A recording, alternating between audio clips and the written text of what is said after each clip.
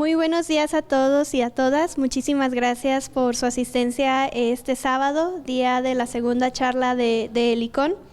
Bienvenidos a la Galería Exterior, Dr. Alfonso Pérez Romo, de la Universidad Autónoma de Aguascalientes. Nuevamente les agradezco en nombre de la Dirección de Difusión y Vinculación y por parte del Departamento de Difusión Cultural, por todo el tiempo que nos brindan este sábado para escuchar la charla que lleva como título Retos de la seguridad hídrica en la sociedad contemporánea, de este ciclo febrero-junio del 2024.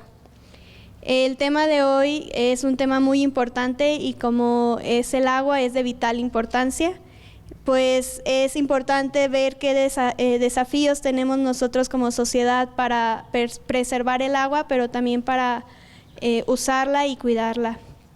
Doy la bienvenida primeramente al doctor Ismael Manuel Rodríguez Herrera, director general de Difusión y Vinculación.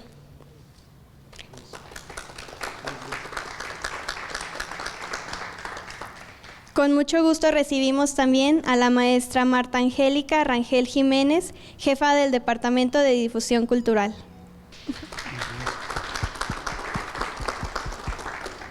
Agradezco también la presencia del maestro Arturo Ricardo Silva Ibarra, quien ha formado un papel muy importante en la realización de estos eventos.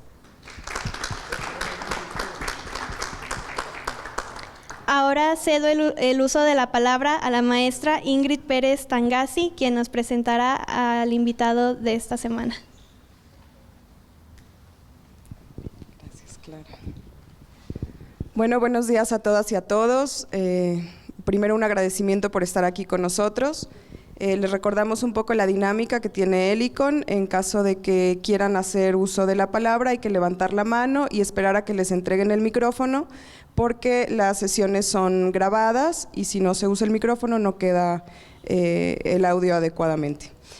Dicho esto, presento al doctor Oscar Manuel Salvatore Olivares, quien es biólogo, obteniendo su licenciatura en Biología por la Universidad Nacional Autónoma de México en 2001, centrando su investigación en la ecología de iguana negra.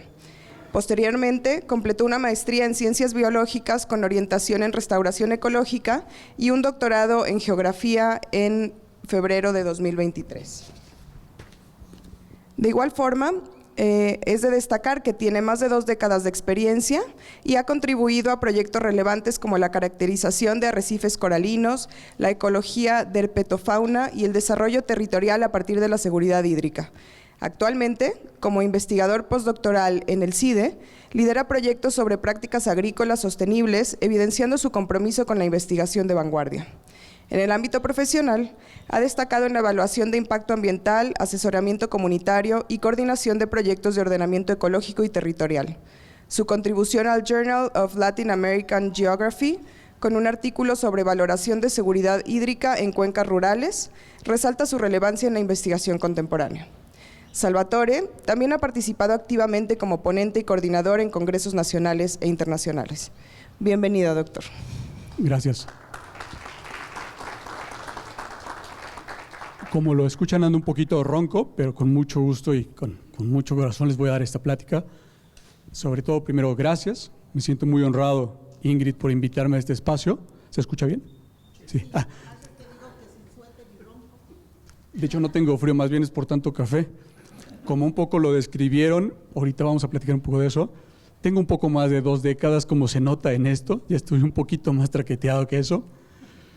Pero como lo ven, vengo de la formación de biología y actualmente este tema me ha llevado a… Esta presentación me gustó porque pude reunir cosas de toda mi carrera y finalmente creo que este tema es el con el que me caso yo como individuo. Este tema a mí me trae mucho porque me pide de toda mi formación y todas las cosas que me gustan. Espero que sea de su agrado. Les voy a compartir esta presentación. La seguridad hídrica. Quiero comenzar esta plática con esta imagen. Todos tenemos este anhelo y recuerdo, yo con mi hermano en un río en Sonora cuando vivía allá en Hermosillo. Todos nosotros, y además aquí no hay niños tan pequeñitos, salvo el del compadre Héctor, todos tenemos recuerdos de este tipo. el asunto de la seguridad hídrica y parte de la plática quizá tenga que ver con eso. Quizá necesitamos salirnos un poquito de este esquema de recuerdo. Queremos hacer las cosas bien para poder tener estas vivencias, que nuestros hijos y nuestros nietos ahora tengan esto, que parece irreal. En Aguascalientes ya no podemos hacer esto, ¿no? Ya no estamos en esa capacidad donde quizá a algunos de ustedes o sus papás les tocó ir a lavar el coche a la Alameda los domingos con el agua que venía del Ojo Caliente. Ya no está más. Vamos a ver de qué se trata todo esto. Y con eso dicho, quisiera comenzar esta plática con esta frase. A lo largo de esta plática que voy a estar con ustedes, espero ser capaz de que esta frase se narre por sí sola, que no haya necesidad de explicarla. Vamos a ver si puedo llegarlos a que entendamos bien de qué se trata esta frase. ¿De acuerdo? Esta plática va a estar dividida en 3 momentos. La primera es el agua. No podemos hablar de seguridad hídrica, naturalmente, sin hablar del agua. ¿Pero qué del agua? Actualmente, cuando hablamos de aspectos de agua, está absolutamente relacionado con crisis, con falta de, con problemas, con aspectos globales. Nunca más la palabra agua se queda simplemente como un recurso físico. Nunca más deja ser un recurso físico para actualmente convertirse en un recurso social. Pero cuando hablamos de crisis, como ocurren en nuestra casa, en nuestra vida, cuando estamos rebasados por eventos que van más allá de nuestras capacidades y nos están lastimando y no podemos vivir de la forma que queremos, ¿qué hacemos en momentos de crisis? Necesitamos, y me parece que creo que todos lo hemos hecho, necesitamos levantar la cabeza, necesitamos frenar un poco. A veces estamos tan ofuscados viendo el asunto del agua que se les olvida el problema completo. Para hablar de seguridad hídrica y llegar a ese punto necesitamos tener un alto contexto de lo que estamos hablando. En una de las entrevistas que amablemente me invitaron esta semana para que ustedes estuvieran aquí, precisamente cuando explicaba la parte de seguridad hídrica, no quedaba claro. Mi error precisamente fue que no di contexto. Entonces tuve un día para rehacer la presentación completa. Espero haberlo logrado. Y vamos a este contexto. Quiero que me ayuden y entre todos levantemos la cabeza. Levantemos la cabeza por un momento del problema agua. Pero como es un problema global, entonces necesitamos sacar la cabeza de la tierra. Vamos, acompáñenme a salir un segundo de la tierra.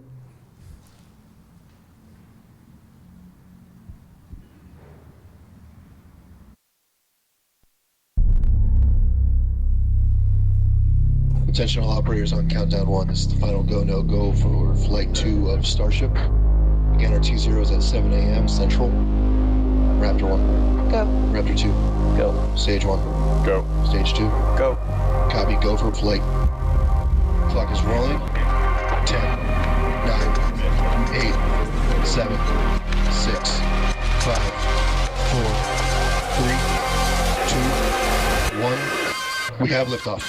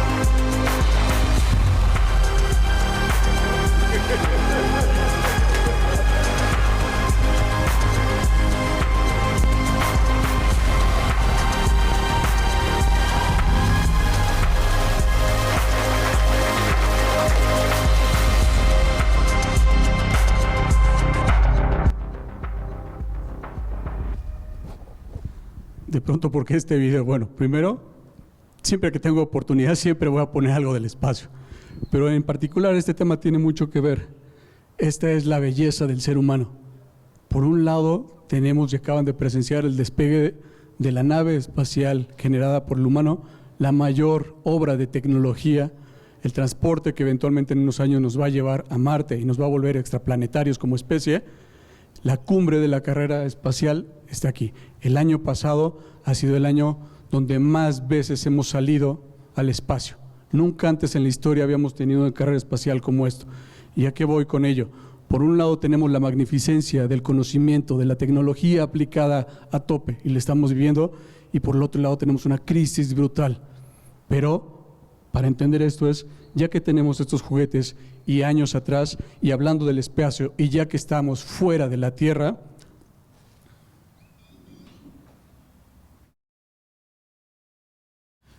décadas atrás colocamos esta belleza. Para nosotros los ñoños, este es el Ferrari de los nerds, el Hubble. Telescopio espectacular que nos ha mostrado cosas increíbles. La física se ha modificado a partir de este conocimiento. Ya lo jubilaron y lo vino a reemplazar James Webb. La obra máxima de tecnología que la humanidad tiene en este momento. ¿Y qué con esto? ¿A dónde vamos? Pues que ya podemos ver a nuestra casa así. La mejor imagen jamás tomada de la NASA, fotografía real de nuestra casa. Así se ve, una imagen real, provista desde el espacio por nuestra capacidad de salir de la casa, por un momento levantar la cabeza y ver en dónde estamos. Es hermosa. La canica azul de Blue Marble. Un planeta lleno de agua, aquí vivimos. Pero ¿es el único? ¿Solamente hay este tipo de agua? Por el momento eso creemos. Gracias a estas tecnologías ahora sabemos que existe esto. Fotografías también, imágenes obtenidas de James Webb, espacio profundo, y es una nube de vapor de agua flotando en el espacio, ubicada a esa distancia, son distancias no humanas, pero que tiene 140 trillones de veces la cantidad de agua que hay en este planeta. Pues no tenemos problemas de agua, nada más hay que ir por él. No hay problema alguno. A lo que voy con esto es que vean la capacidad que tenemos, a qué distancia, qué tecnología manejamos. ¿Cómo sabemos que es agua?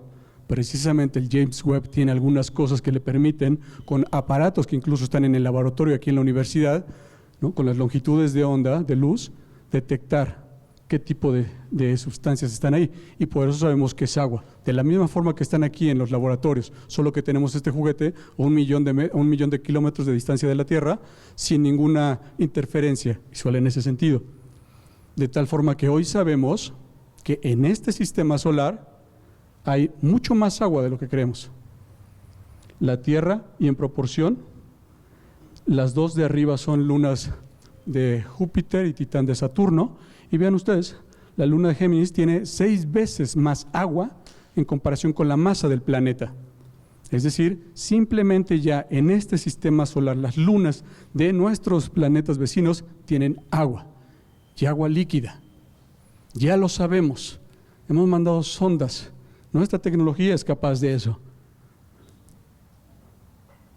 Tenemos Europa, la luna de Europa, de hielo. Se cree que hay un mar profundo por debajo de estas capas kilométricas de hielo. ¿Cómo lo sabemos? Porque podemos analizar perfectamente el espectro de luz que nos rebota y podemos ver la calidad y la cantidad de elementos que hay ahí. Muy bien, breviario cultural, hasta ahí. Eso nos ha permitido incluso también imaginar, soñar, y algunos modelos dicen que, ¿a qué se parece? ¿Será la Tierra? Hay una mancha verde que parece una isla. Algunos modelos dicen que esto era, o como pudo haberse visto, Marte. Hoy sabemos que es muy probable que gracias a un viento solar eliminó la protección electromagnética de su campo, de la atmósfera, y lo convirtió en esto, en este desierto. Pero no solo nos quedamos con esta curiosidad intrínseca que tiene el humano por saber, por conocer, por modificar su entorno. No solo tomamos fotografías, ya somos capaces de poner robots y el sonido que ustedes van a escuchar ahí es el sonido original y las imágenes originales del Curiosity sobre Marte.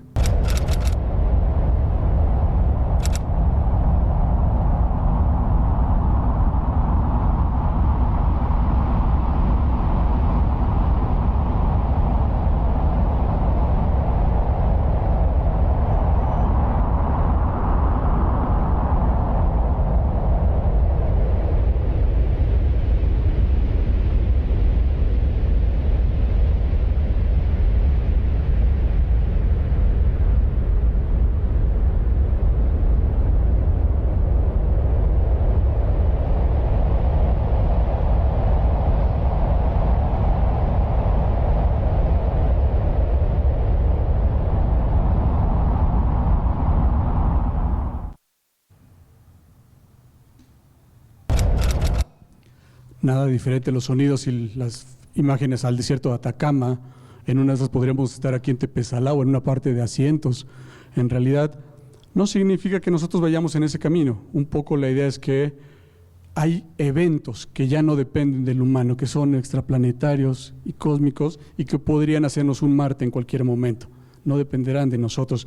Pero en lo que concierne a nosotros, nuestra casa, hoy día sabemos que el agua de este planeta no es el único donde lo podemos encontrar en este sistema solar, y ya ni siquiera hablamos de los exoplanetas y otras cosas que podrá dar para mucha otra plática. Pero llegando aquí, ubiquémonos, hablemos de agua, regresemos a nuestra crisis lamentablemente y veamos. Cuando hablamos de agua, ¿de qué agua hablamos?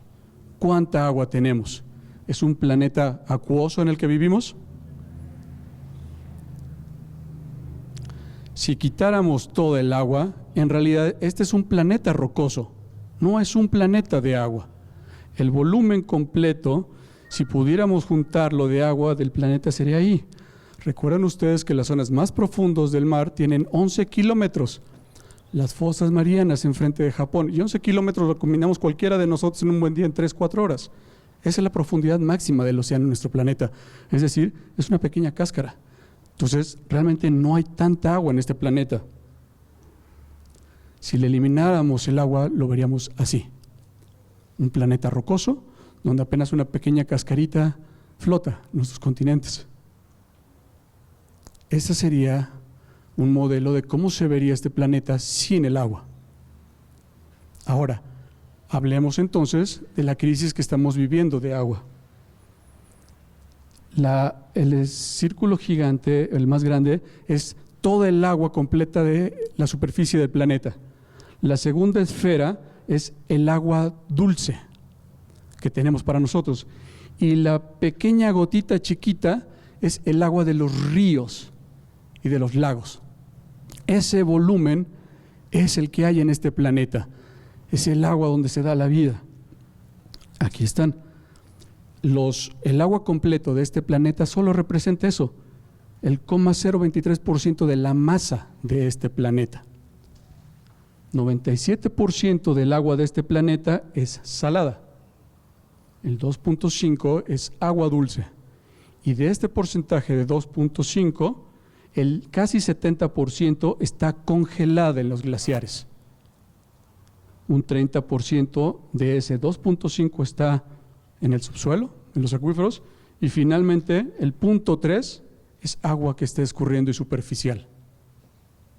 Entonces nos vamos a centrar, y vean ustedes, solo ese volumen, el 0,007% del agua está disponible para consumo humano, y ahí está nuestra cabeza centrada.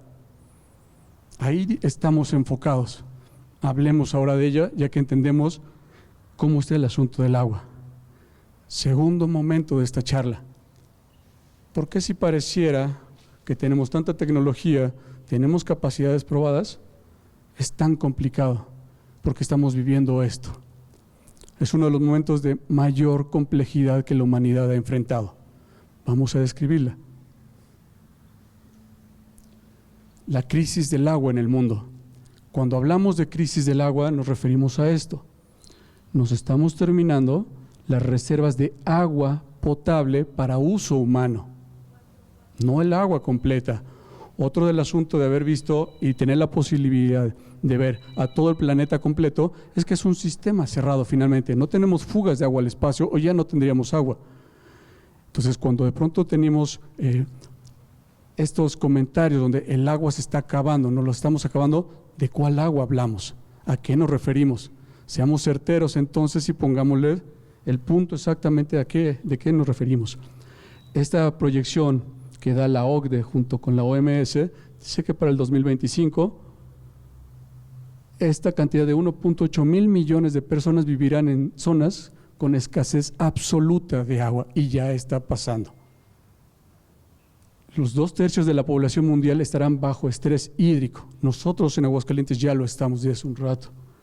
De ser así, tendríamos casi 700 millones que podrían ser desplazadas porque no hay agua. No por dinero, no por guerras, no por violencia, porque no hay agua. 700 millones de personas significa que la mitad de este país tendría que moverse. ¿A dónde?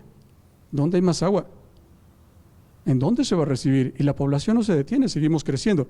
Las tasas de natalidad están disminuyendo, pero seguimos creciendo.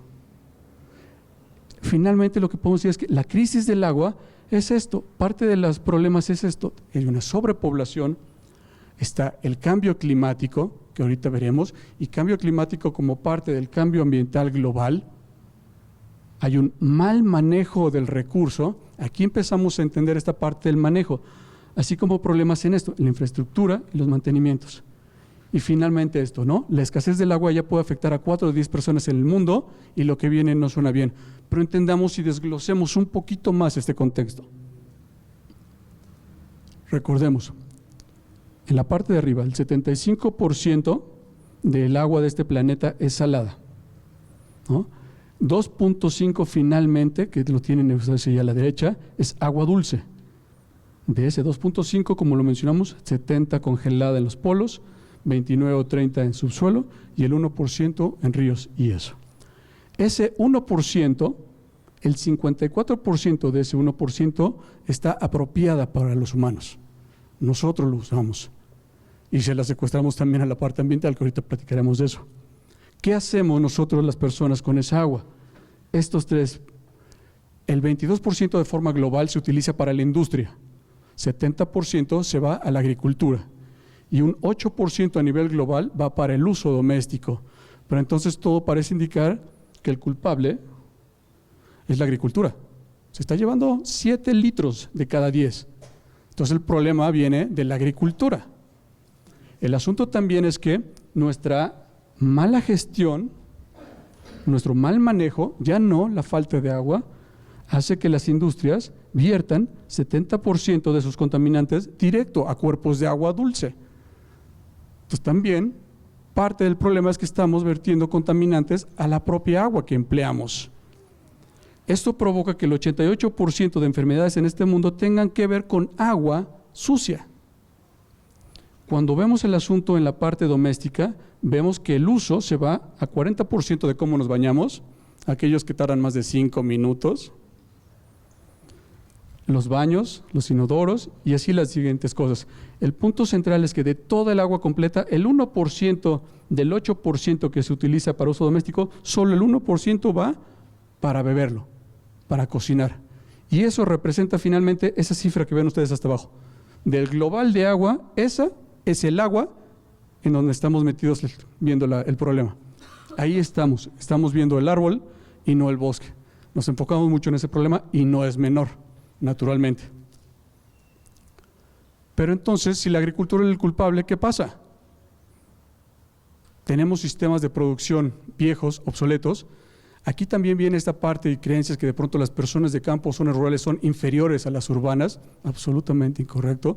Los países económicamente más fuertes y poderosos tienen un campo blindado. Si no hay comida, no hay nada. No lo hacemos nosotros. A nosotros el Tratado de Libre Comercio nos fue muy mal, ¿no? Despedazamos mucho en ese sector del campo, pero finalmente vean, estos son los litros de agua que se emplean para producir estos alimentos. A esto se le llama agua virtual. Más allá del agua que yo empleo para tomar o cocinar al día y en mi casa, hoy lo que ustedes desayunaron, vayan sumando los litritos que se echaron este día. Esto es el asunto de la agricultura. Vean ustedes, el punto más alto. Se requieren 4.500 litros para 300 gramos de carne de res. La condición en Aguascalientes es que nos gusta mucho la carne de res, le entramos bastante, somos más carnívoros que vegetarianos aquí en Aguascalientes. El dato es que la dieta promedio en el mundo oscila de 2.000 a 5.000 litros de agua según los alimentos de esa persona. Mientras más carnívoro, más agua. Pero el promedio mundial es que cada uno de nosotros, si hoy vamos y nos echamos unas carnitas, unos tacos, estamos gastando en promedio en alimentos 5.000 litros de agua. Esta es el agua virtual. No es tanto la pelea del agua que sale del grifo o la que necesitamos para tomar. ¿De acuerdo? Esto se adiciona además con otro elemento que le llamamos huella hídrica. No solo estar parados aquí con lo que hemos comido, desayunado, los alimentos de este día llevan ese volumen de agua. El vestido, el transporte, las instalaciones y los procesos todos urbanos, industriales y del humano requieren agua. La huella hídrica finalmente es esto y se compone de la verde, que básicamente es cuánta agua se emplea para la agricultura, que era lo que estamos viendo anteriormente. La huella azul, que es cuánto extraemos del subsuelo o empleamos en procesos urbanos, y la gris, que es en la parte industrial y cómo diluimos los contaminantes, porque también los vertemos a los cuerpos de agua dulce que nosotros estamos usando. Por eso la principal cloaca del mundo es el mar, son los océanos, no les damos tratamientos adecuados. ¿Y qué pasa con esto? En esta estadística que se da de 1950 al 2010, 60 años, en este momento la población creció o se duplicó. En 60 años se duplicó a nivel mundial. El consumo de agua no se duplicó, se triplicó, porque los procesos de acceso a bienes, consumos se elevaron y entonces la huella hídrica aumenta. Sin embargo, la cantidad de agua dulce no ha cambiado en millones de años. Aquí es como parte del cuello de botella. A nivel mundial se estima que una persona tiene una huella hídrica de 1.385 metros cúbicos por persona. El de México es más alto además que el nivel mundial, el promedio mundial. México está en 1.978 metros cúbicos por persona, lo que da que cada uno de nosotros tiene una huella hídrica en promedio de más de 5.400 litros al día. Ahí está el asunto, ahí están esos litros que nos están haciendo falta. ¿Eso a qué nos lleva? A que tengamos una población mundial con inseguridad, porque se están jaloneando el recurso. Y para bien, finalmente la agricultura requiere agua para producir alimentos. ¿Para quiénes? Para los centros urbanos, que no se conforman con comida regional, a veces de importación, lo cual implica miles o millones de litros, o implica comidas de alto nivel calórico que también implica mucha agua, y la dieta urbana actual promedio es altísima en devorar agua. Lo que nos pone en este punto, 40% del mundo tiene relativamente seguridad en acceso al agua y vean ustedes, 60% de la población tiene problemas de acceso a agua. Naturalmente la India, como ustedes saben, los países más poblados junto con China, y aún con todo el dinero del mundo y que lo tiene, China está también en algunas zonas padeciendo esto. Es decir, el dinero no compra agua.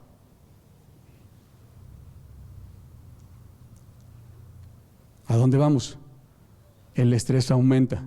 ¿Por qué? Seguimos creciendo, la demanda, las necesidades, pero el agua no aumenta, no podemos crear agua. Entonces, aquí está un mapa global de por dónde vienen las complicaciones y México ya está en el dato de casi 80% de problemas en cuanto al agua, ¿no? La parte, como ven ustedes, de África y la parte de Asia, y aún con todo el dinero también Estados Unidos metido en problemas de agua también. ¿A qué nos lleva todo este escenario? ¿Qué pasa con todo esto? Bueno, pues que la escasez de agua en el mundo genera 2.100 millones de personas que viven en este momento sin agua potable. 2 de 3 personas tienen una escasez grave de agua durante al menos un mes al año. 700 niños de estas edades mueren diario por enfermedades estomacales y demás. 4 de 5 hogares donde las mujeres o la falta de agua en estos hogares son las mujeres las que se encargan, de tal forma que entonces aquí viene esta parte justo de desigualdad de género. Yo recuerdo cuando estaba en el campo y parte de las entrevistas que hice en Michoacán, me tocó trabajar en Tierra Caliente, en la parte de agua, si uno le preguntaba al señor de la casa, a ver, se te acabó el agua y solamente puedes tener una cubeta de agua de 20 litros, ¿qué haces con ella? ¿Qué esperarían ustedes que hubiera respondido el señor agropecuario con animalitos de corral en Michoacán, en la sierra? ¿Qué haría un hombre con esa agua? 20 litros, la única cubeta al día. ¿Qué se les ocurre que pudo haber sido la respuesta? Para los animales. Para los animales. Eso contestó el Señor. Y cuando le preguntaron a la señora, la misma pregunta que se le hizo a las mujeres, ¿qué haría con una sola cubeta de 20 litros al día? ¿Cuál fue su respuesta? Para la familia. Se requieren, y esta es una invitación, y afortunadamente ya está ocurriendo, necesitamos la óptica femenina. Las mujeres ven por la familia, por las personas. Hay una óptica en la política que se requiere y ya está pasando donde los actuales académicos más importantes en la línea de agua son mujeres, porque necesitamos cambiar esa visión y las mujeres ya lo traen incorporado. Este es un momento importante para que aquellas que de pronto deseen esta línea, hay muchísimo que crecer y esta línea de cómo lo ve una mujer que parecería irrelevante, no lo es y nos puede llevar a unos escenarios más favorables. 159 millones de personas están recogiendo agua directamente de cuerpos de agua, contaminados o no, porque no hay otro lugar de donde hacerse. Finalmente, 700 millones de personas se podrían desplazar ya, y ya está ocurriendo.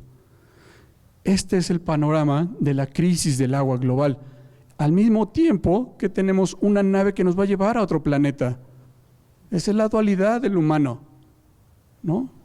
O sea, todo el mundo diría, pues ¿por qué no te enfocas? No, porque hay que hacerlo de los dos lados. Ese es el espíritu humano. A esto le añadimos esto. La escasez de agua no es producto de cambio climático. Sí, los patrones de lluvia en ciertas zonas. La escasez de agua, como lo hemos visto, es la mala gestión del territorio. Cuando tenemos agua contaminada, cuando tenemos falta de agua, lo que estamos viendo es el síntoma. Todas las actividades productivas que realiza el humano se reflejan en el agua. De tal forma que la mala gestión del territorio, la mala gobernanza, genera escasez. A esto se le añade globalmente algo producido también por los humanos, cambio climático. A partir de la contaminación y gases de efecto invernadero tenemos calentamiento global, lo que le pone un reloj de arena. No es que no estén ocurriendo las cosas si no hubiera cambio climático, solo que ahora nos quitó el tiempo. Ahora vamos contra reloj y los procesos son más complicados y más graves. Se vuelve mucho más complejo. Hay que jalar agua para todos lados, hay que hacerlo de la parte espacial, hay que hacerlo de la parte de los humanos y al mismo tiempo esto. Hemos empezado a tener ya temperaturas que no las habíamos visto, al menos en estos periodos. Llegó el año pasado en esta parte de China a marcar 52 grados centígrados. La temperatura para que un humano esté en riesgo de muerte es arriba de los 40 grados en diferentes horas. Si el cuerpo humano, cualquiera de ustedes, se somete a una temperatura de 60 grados, es cuestión de un par de media hora para que ya estén muertos. Estamos cerca. Se está acercando y esto no va para allá. Mi plática catastrófica. Ok, lana. Esto todavía viene a empeorar más, complejiza más las cosas, porque además somos un ente que negociamos, que necesitamos generar bienes, que el dinero es parte actual de cómo vivimos en este planeta, son las reglas del juego. En este escenario que es este instituto, habla que si seguimos con la actual tendencia, en algunos años vamos a tener una disminución en el Producto Interno Bruto, es decir, naturalmente, a poca agua, hay carencias, baja la producción y se requieren billetes para apoyar a aquellas personas o procedimientos o procesos que requieren ser auxiliados, pero a la vez dejas de producir. Entonces estás en una vértice negativa. De lo contrario, aquí empezamos y entramos. ¿Cómo podemos salir de esta cosa? Cuando tenemos esta complejidad, lo único que hace falta es, necesitamos cabezas, necesitamos dialogar, necesitamos herramientas, necesitamos mejorar la gobernanza, necesitamos atacar la gestión del agua a través de la gestión del territorio, necesitamos hacer políticas públicas. Ya no estamos a un nivel de educación ambiental, esto está mucho más allá que eso. No está en riesgo la especie humana, está en riesgo la forma de vida actual de muchas personas y el sufrimiento de miles de millones de personas, de aquellos que no van a tener los recursos para sobrevivir. Sigue aumentando además. Mientras menos agua, más pagas por los servicios, naturalmente. Entonces es una consecuencia directa. Mientras menos recurso de agua yo tengo, más dinero tengo que gastar para tener seguridad. Aquí está este esquema global de cuáles son los países en oscuro los que tienen que gastar más dinero y México está entre ellos. Tiene que gastar, si no se ponen las pilas, mucho más dinero para seguir este estatus de vida que tenemos actualmente. Panorama no divertido. ¿Qué pasa directamente en México? Quizá ustedes ya lo conocen. Así es nuestro país. La parte amarilla, con estas regiones hidrológicas administrativas marcadas por la Conagua, en México vivimos en dos países diferentes, dos realidades absolutamente opuestas. La parte amarilla, si ustedes la ven, estos son datos del 18, cae o llueve solamente o hay agua renovable y es el 30% del agua renovable de este país está en la parte amarilla. El 67% de agua renovable, lluvia, toda esta parte, está en la parte azul. Ahora, aquí se pone divertido. Sin embargo, en la parte amarilla vive el 77% de la población de este país, pero produce el 83% del PIB de este país. Somos un país que crece en el desierto. Somos un país poderoso sin agua. Somos la economía 12 del mundo, en una región donde el 70% de la población genera el 80% de la riqueza de este país. Los datos que nos manejan aquí, el promedio nacional está en esto, en 3.600 metros cúbicos. La parte norte, la amarilla, dice que va a haber o en ese entonces había 1.558 metros cúbicos por habitante al año, lo cual significa que en realidad son 4.268 litros al día para la región amarilla por habitante contra 28.000 litros al día en la región azul. Pero se nos olvida algo.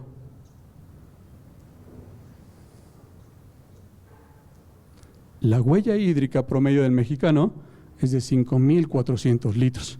Ya estamos en déficit en la región que produce el 83% del PIB. Aquí está la crisis del agua. El famoso Triángulo Dorado, Monterrey, Ciudad de México, Guadalajara, es el que produce gran parte del dinero de este país y no tiene agua y va para abajo. La disponibilidad en los estados. Así vienen estos datos, en rojo los que menos tienen, en azul los que más. Este dato dice que si bien antes estábamos por 3.600 metros cúbicos por persona al año, en esta temporada, en esta década, vamos a bajar a menos de 3.000.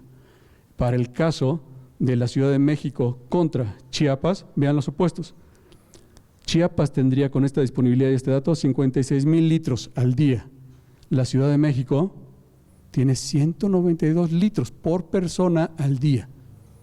Aquí está el colapso del sistema Cutzamala.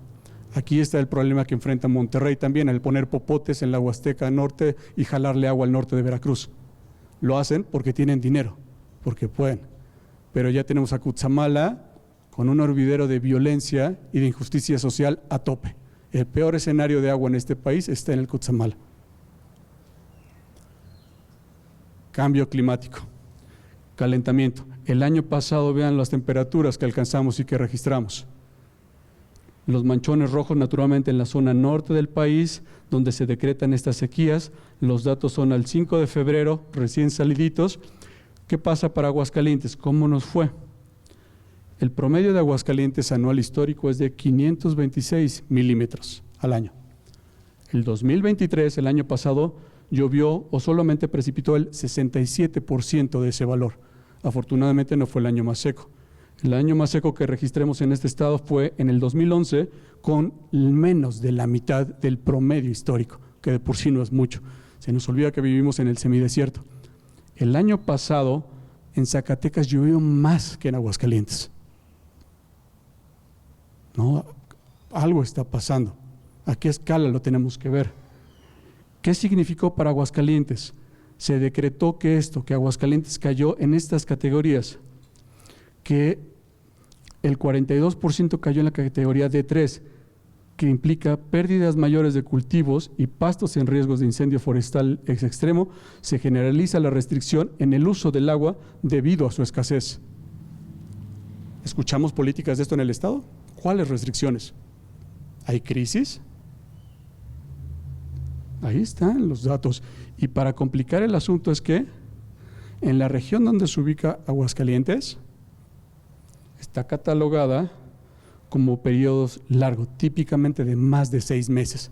Es decir, estas sequías están llegando para quedarse. Choca y contrasta un poco contra otros modelos. Aquí el querido profesor Joaquín Sosa, hace años publicaron un documento de agua y junto con unos modelos igual de otras universidades decían que para esta región de Aguascalientes iba a llover más. Y puede ser que así ocurra, puede ser que estemos viendo años atípicos. Sin embargo, los periodos de precipitación, como lo estamos viendo, ya se acabó como los conocíamos. Esos 2 meses de lluvias por las tardes, de baja intensidad, pero frecuentes, ya nunca más existen. Se cambió. Lo que tenemos ahora son eventos aislados, hasta por semanas o meses, con intensidades muy altas. Si antes llovían 5 o 10 milímetros, ahora pueden llover 30 o 40 milímetros y se descargan localmente, en un solo lugar. Imaginen ustedes agarrar una jarra de agua y vaciarla en su vaso. Eso era antes. Ahora agarren una cubeta y vacíenlo en el vaso. ¿Qué pasa? Eso ocurre con estas lluvias que estamos viviendo. No hay capacidad instalada en infraestructura ni dinero que aguante esos embates. Pero es lo que está ocurriendo y no va a cambiar. Y bueno, para ponerle más emoción a esto es cuánto estamos destinando en México para combatir esto, porque nos afecta a todos, nuestro estilo de vida. Crecimos en la economía, pasamos del 16 al 12 en un par de años y vean, se redujo. En el 14 teníamos 59,000 millones de pesos destinados al sector hídrico y este año menos de la mitad. No es un tema. No se está destinando dinero al agua. Aquí está el presupuesto asignado para asuntos de agua. No hay políticas de agua en este país. Pero, como puede pasar en otros países, vamos a empezar a ver, y ya lo vemos en los noticieros día a día, tanto en Ciudad de México como en Aguascalientes, como lo que está ocurriendo en otros lugares. Ya hay unos asuntos de problema social. Ya tenemos problemas, estamos quitándole la vida ya a pequeños que tienen que destinar parte de su día a día o a generar dinero o a ir por agua. Estos chicos están condenados a ya no estar de pronto aquí estudiando, sus líneas de vida se están modificando. La desertificación llegó, panorama feo y todo eso. ¿Qué hacemos? Es una complejidad abismal. ¿Cómo le entramos a esto? ¿Qué hay que hacer? ¿Se puede hacer algo? ¿En nuestro país tenemos algo? Sí, tenemos 2 cosas. La más importante, nosotros, ¿no? El factor humano, nosotros. Nosotros no vamos a dejar que estas cosas pasen. Y además, cuando estamos en crisis, cuando necesitamos salir, cuando necesitamos levantarnos de algo que nos está sofocando, tenemos que buscar hacia nuestro interior. Tenemos que buscar dentro de nosotros en qué estamos cimentados, qué es lo que nos ha traído como personas hasta este punto, cuáles son mis herramientas con las que cuento. Y en este país tenemos algo hiperpoderoso y por eso somos el 5º país más importante y con más capacidad en eso, y se llama biodiversidad. Es uno de los armamentos más grandes con los que contamos para combatir cambio climático y hacerle frente a muchas de estas cosas.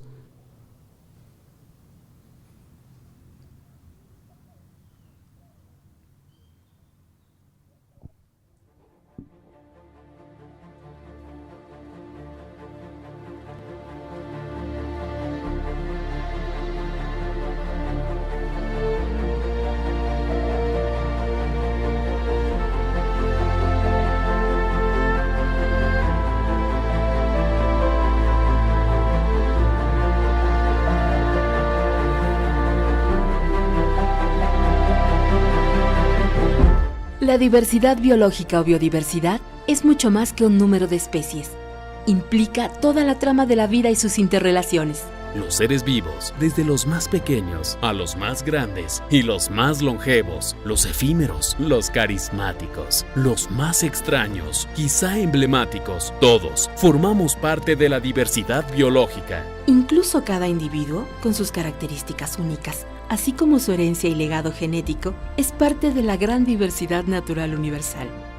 Los elementos vivos y su entorno conforman una fina y delicada maquinaria, los ecosistemas.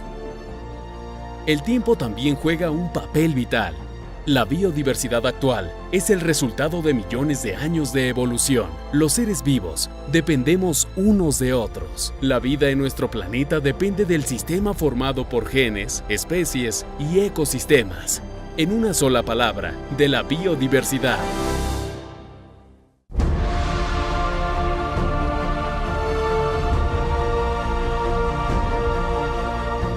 De ella, los seres humanos obtenemos diversos bienes y servicios. Los ríos y lagos nos proporcionan agua.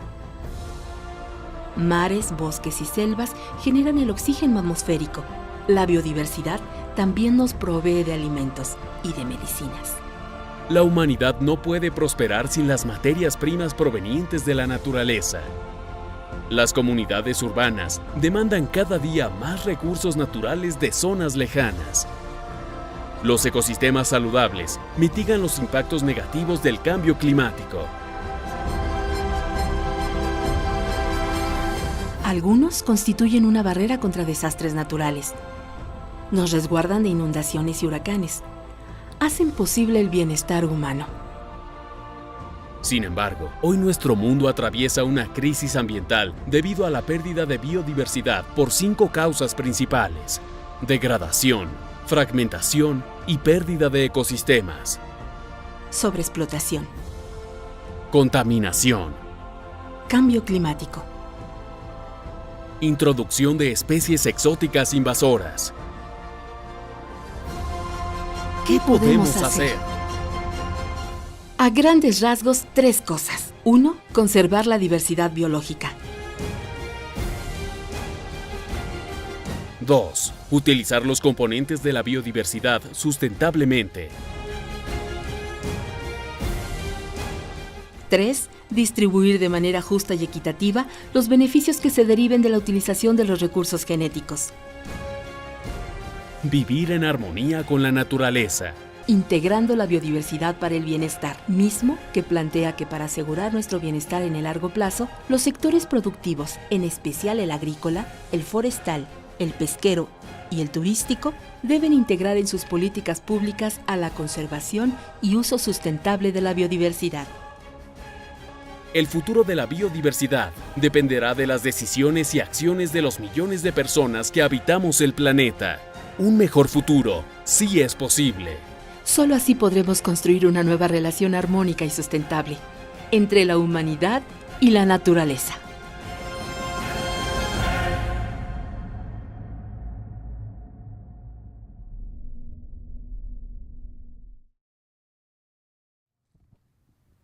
Finalmente se trata de eso, tenemos que meterle las manos, tenemos que hacerlo. ¿Cómo lo hacemos?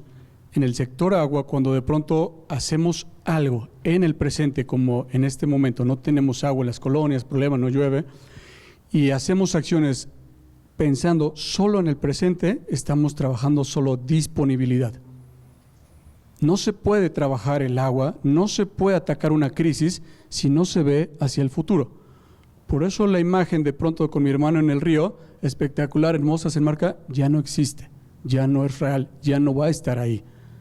Hay que generar nuestro propio futuro. Las condiciones adversas del planeta no van a cambiar. Las condiciones no se van a modificar a corto plazo y quizá un par de generaciones no lo va a ver. Necesitamos trabajar, meterle la mano. ¿Cómo lo hacemos? ¿Cómo hacemos cosas tan complejas a partir de procesos de gobernanza? ¿Qué es la gobernanza? Ponernos de acuerdo, dialogar horizontalmente, tomar decisiones colectivas. No se trata de cosas populares, sino tener políticas fuertes. ¿Cuánto nos costaría si lo hacemos? Si le metemos billete a la gestión sostenible del agua, esto es lo que este instituto dice, esto es lo que costaría. A México le representaría solamente por ahí del 2% de su PIB para meterle a la gestión del agua. No es mucho dinero y aunque así lo fuera, es la base de todo lo que ocurre en el país. En este estudio marca que 75 países, incluyendo a los Estados Unidos, pueden lograr esta gestión sostenible con al menos el 2% de su PIB. Naturalmente el de Estados Unidos es otra cosa contra el nuestro. Pero aquí está esta estructuración de en dónde serían los costos, a dónde le meterían ese presupuesto. Y este estudio está así para diferentes países. Sabemos de pronto por dónde entrarle a los esquemas, cómo le entramos, con qué herramientas. Cuando empezamos a hablar del futuro, cuando hablamos de agua al futuro, hablamos de seguridad hídrica. Hasta aquí llegamos a seguridad hídrica. La seguridad hídrica parte de pensar hacia adelante. ¿Con qué? Con toda la tecnología que tenemos, con todos los procesos que hay ahí, con toda la complejidad, con todos los conflictos de intereses que hay, se trabaja. Y la seguridad hídrica se basa en estas dos columnas, en personas y en fierros. Las personas hablando de instituciones, de grupos tomando decisiones y de los fierros de la infraestructura que hay disponible. ¿En qué? En función de los recursos que hay en cierto territorio. Así se define un poco. Es la capacidad de hacerse agua para solucionar problemas económicos, vivir y soportar embates hidroclimáticos, resiliencia. Este concepto cambió. Desde su creación por ahí de 1912, que es medianamente joven, se han ido incorporando por esta enorme complejidad y porque el sector agua ya no es un sector, es la dimensión del agua. El agua toca a todo y a todos. Entonces no es un sector, es una dimensión. De tal forma que se tienen que incorporar esto.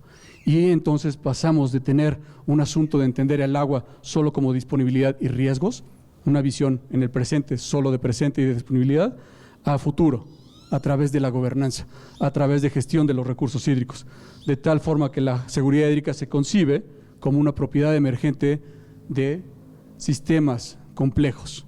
Agua, sociedad, nunca más está disociado. En este momento, a partir de aquí, ustedes nunca más pueden hablar de agua sin hablar de sociedad, sin hablar de poder, sin hablar de conflictos. El agua es política. ¿Cómo se hace la seguridad hídrica? Esta fue mi propuesta, yo así la aterricé. Todo esto que les di adelante, esto es lo que yo acabé aterrizando en mi trabajo de investigación. Aunque ustedes no lo crean y parecería obvio, ¿en dónde se realiza la seguridad hídrica? Incluso en la academia no había o no hay actualmente en dónde. En Plan de Desarrollo Nacional anterior venía como el segundo objetivo tener seguridad hídrica para el país, pero no decía en dónde, ni cómo, ni por quién. ¿En dónde la seguridad hídrica? ¿En Aguascalientes? ¿La casa? Para nosotros es más fácil trabajarlo y lo que hacemos es que lo hacemos y lo aterrizamos en lo que sería la célula de la vida del agua. Así como para la biología la célula es la unidad de la vida del agua se llama cuenca hidrográfica. Esa unidad física definida por el espacio geográfico. No es un asunto social, no es un asunto económico, es una unidad que se define físicamente.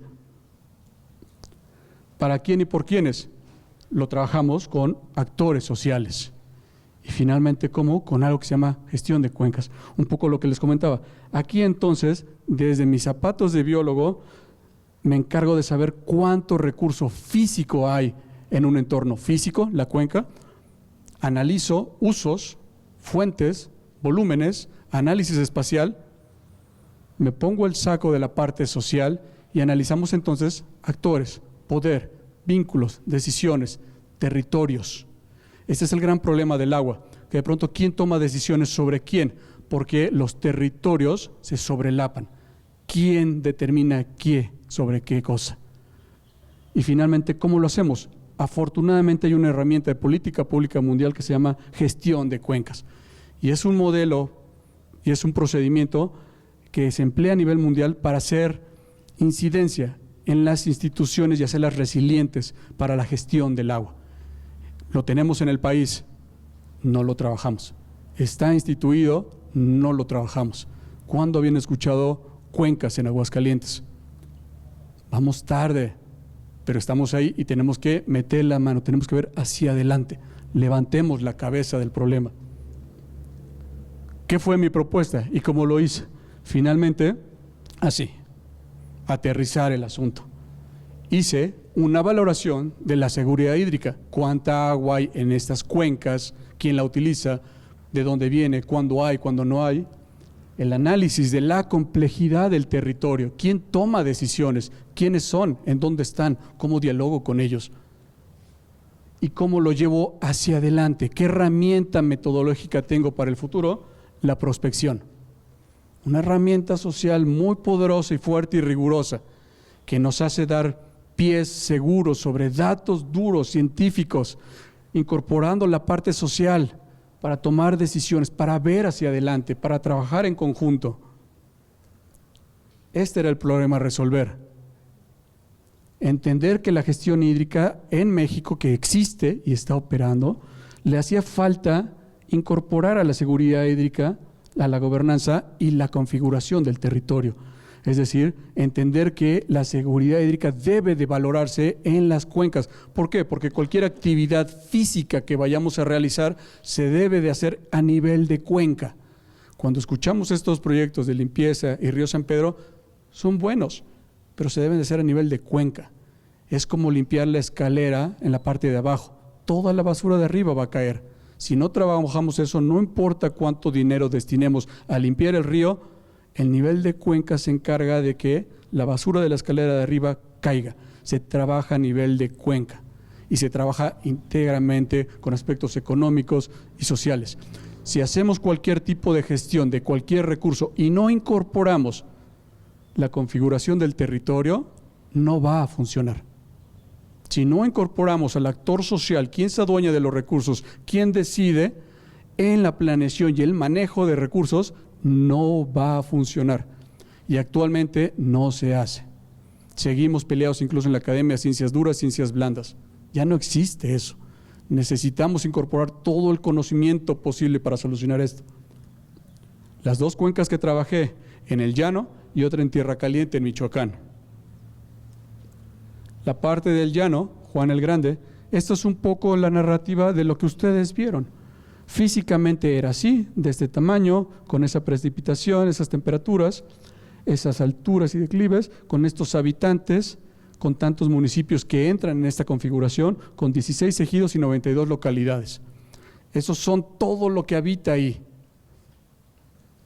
La parte de Michoacán, igual, aquí lo divertido y el asunto de entender, incluso cuando hay procesos sociales, cuando hay que diseñar políticas públicas, el entorno físico es importante. Vemos la pendiente de esta cuenca y tiene en la cabecera, en la parte alta, 1,800 metros de altura y la salida está a 160 metros de altura. Es una rampa descomunal. Solo con este simple dato, cualquier ingeniero les decía o puede entender que tratar de hacer una infraestructura que detenga la energía de los escurrimientos es descomunalmente caro. Con ese punto, entonces no pensemos hacer otras cosas si incluso no conocemos la parte física. Aquí es donde se mezcla todo, la parte espacial, conocimiento máximo, nuevos conocimientos, alternativas, minería de datos, pero también salida al terreno, la gente, los movimientos, los vínculos. ¿Qué salió del análisis de la seguridad hídrica?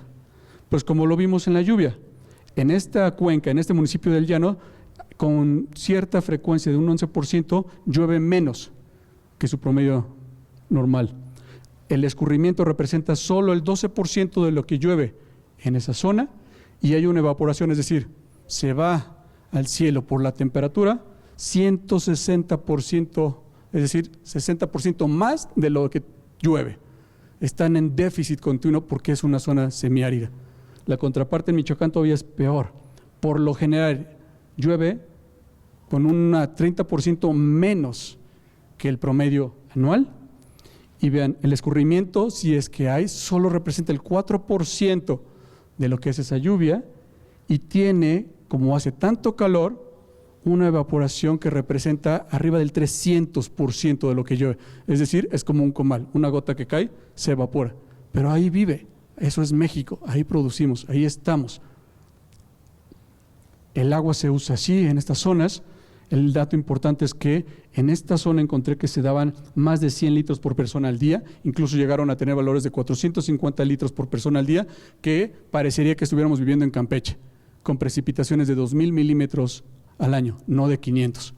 La contraparte, en Michoacán, menos de 50 litros al día en ciertas ocasiones del año.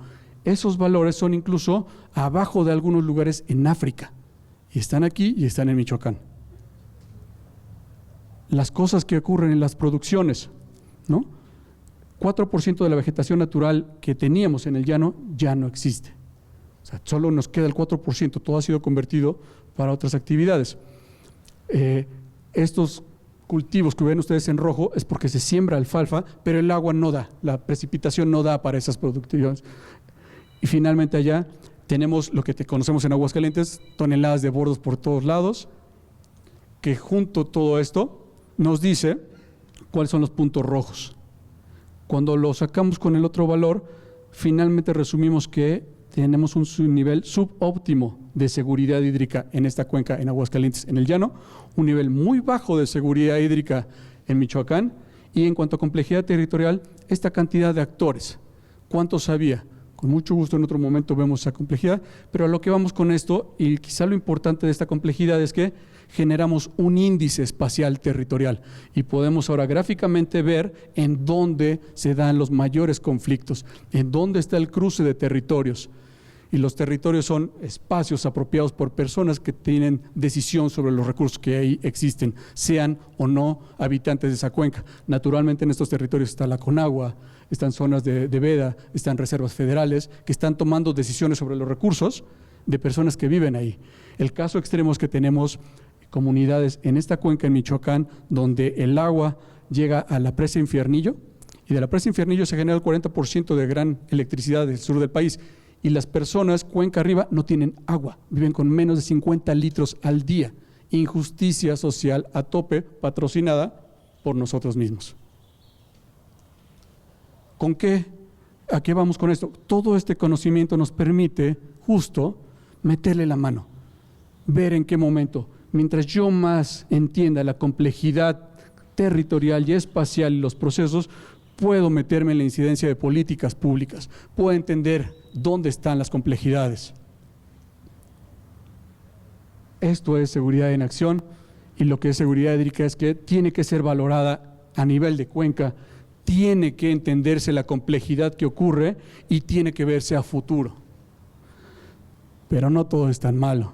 Cuando todo esto lo hacemos y trabajamos en conjunto, cuando queremos que las cosas funcionen, lo que requerimos es a ustedes, a los cuerpos de las universidades, a los muchachos que están emergiendo. Yo me niego a llamar a estas generaciones de cristal, no lo son. Están heredando todo lo que no hicimos nosotros, todo lo que dejamos de hacer, todo lo que nos dio miedo, lo están heredando, y están heredando un mundo catastrófico. Hoy más que nunca necesitamos comunicarnos, dialogar, universidades. Necesitamos que todos trabajen en conjunto, necesitamos unir capacidades desde el nivel espacial, entendiendo los procesos, y a nivel comunitario y local. Necesitamos todos completos ir de la mano. Y cuando eso pasa, podemos llegar a hacer esto. En la diferencia entre estos olivares, grabados la misma semana en la misma región, está la clave para evitar la desertificación, salvar la agricultura y frenar la subida del precio de los alimentos. Han sufrido la misma sequía, pero son dos mundos opuestos. Cuando hablamos de planes de lucha contra la sequía, todo se centra en embalses, trasvases y cuotas de riego. Y esto es importante, evidentemente, pero nuestro mayor y más fiable embalse es este, el suelo. Este es un suelo arado frente a uno estructurado. Uno retiene el agua y el otro no. El suelo y toda la vida que alberga, con sus raíces, insectos, microorganismos y hongos, actúa como una esponja que retiene el agua. Por cada 1% de materia orgánica que aumentamos, el suelo retiene hasta 160.000 litros de agua más por hectárea. pero hemos convertido nuestros suelos agrícolas en una trampa frente a la sequía. En lugar de usar herbicidas o arar la tierra, como los demás, convirtiendo el olivar en un desierto sin vida salvaje que no retiene el agua, Francisco ha regenerado el suelo, multiplicando la retención de agua y ha potenciado la biodiversidad de la pradera, en la que aparecen plantas que fijan nitrógeno y nutrientes para los olivos, y utiliza ovejas con un sistema de pastoreo dirigido diseñado para aumentar cada año la materia orgánica y la fertilidad natural del suelo. En lugar de quemar los restos de poda, los tritura y los aprovecha para abonar el suelo. Y esto no es un pequeño experimento, son 230 hectáreas en Luque, Córdoba, la finca regenerativa Valle del Conde. Uno de tantos que apuestan por la regeneración. Sería impensable volver al sistema tradicional, porque estamos viendo resultados, estamos viendo que la finca está cambiando, que el suelo está cambiando, que hay más biodiversidad, que económicamente es mucho más viable y por lo tanto no hay vuelta atrás. Se ahorra un dineral en agroquímicos y en trabajo, gana en independencia y cada vez resiste mejor la sequía. Está incluso recuperando antiguos manantiales que ahora se mantienen todo el año con agua y además produce aceite ecológico de una calidad nutricional mucho más completa. Un verdadero plan de lucha nacional contra la sequía tiene que partir de convertir las más de 5 millones de hectáreas de olivares, frutales y viñedos que tiene España en un reservorio de agua, biodiversidad y fertilidad. Podemos resolver 5 gigantescos problemas a la vez. 1. Nos adaptamos al calor extremo y al patrón de diluvios alternados con sequías eternas. El suelo vivo retiene el agua y la almacena durante meses y además la vegetación lo protege del calor, evitando la evaporación y la sequedad. Un suelo cubierto de hierba o de paja, incluso estando a pleno sol, puede estar 20 grados más fresco que uno desnudo. Y cuando diluvia no se erosiona, sino que se llena como una esponja. 2. Lucha contra la crisis climática. Las plantas absorben CO2 del aire y lo transforman en carbono que queda secuestrado en los suelos. Estos campos enfrían el planeta. Según el IPCC, la captura de carbono en los suelos agrícolas tiene un potencial similar al de la energía eólica en la lucha contra el calentamiento global. Y sin embargo, aún no estamos abordando esta transición agrícola crucial que puede convertir a los agricultores en actores centrales de la acción climática. 3. Detenemos el declive de la biodiversidad, la red de vida de la que dependemos, transformando desiertos verdes en ecosistemas ricos en los que además las plagas se ven controladas por sus depredadores, sustituyendo a los pesticidas y evitando los grandes problemas de salud que nos acarrean. 4. Los agricultores prosperan, reducen sus gastos y aumentan sus ganancias y su resiliencia a la sequía, y al resistir los cultivos se suaviza la escalada de los precios. 5. Revertimos la desertificación. En lugar de sembrar sequía, atraemos la lluvia. La vegetación y los suelos vivos retienen el agua y además generan humedad ambiental que baja las temperaturas y que a gran escala puede atraer lluvias. El 40% de las precipitaciones que recibimos provienen del vapor de agua que expulsan las plantas, el llamado ciclo corto del agua. Es sencillo, en lugar de emitir CO2 y evaporar el agua, capturamos CO2, retenemos el agua y regeneramos nuestra tierra. Ya hay ejemplos de cómo la regeneración a gran escala puede restaurar el ciclo del agua. El plan para cambiar la agricultura y regenerar los suelos en la meseta del Oeste logró que esto se convirtiera en esto, que según el Banco Mundial 2,5 millones de personas salieran de la pobreza y que los ingresos de los agricultores se duplicaran. Tenemos que dejar de pensar solo en cómo gestionar la escasez y empezar a pensar en cómo crear abundancia. Viñedos de cientos de hectáreas como los de la bodega Familia Torres, que ya están practicando la agricultura regenerativa con resultados muy positivos, campos de frutales, olivares como la red de olivares vivos impulsada por la SEO con resultados impresionantes, huertas que producen más sin arar la tierra, plantando directamente sobre un acolchado vegetal, dehesas que usan el pastoreo dirigido para regenerar los suelos o incluso campos de cereal y maíz de siembra directa, sin arar ni dejar el suelo desnudo. Hasta los gigantes de la industria de la alimentación están empezando a entender que la única forma de seguir produciendo alimentos en tiempos de caos climático es la agricultura regenerativa. El gobierno debería impulsar una transición agrícola rápida hacia la agricultura regenerativa a gran escala, en la que ganamos absolutamente todos, con la excepción de las multinacionales agroquímicas. Trabajar con la naturaleza y no en contra es la única forma de seguir produciendo alimentos en tiempos de caos climático y de frenar al desierto. Tenemos un planeta y una sociedad por regenerar. Tenemos las soluciones. Es hora de aplicarlas. Es ahora.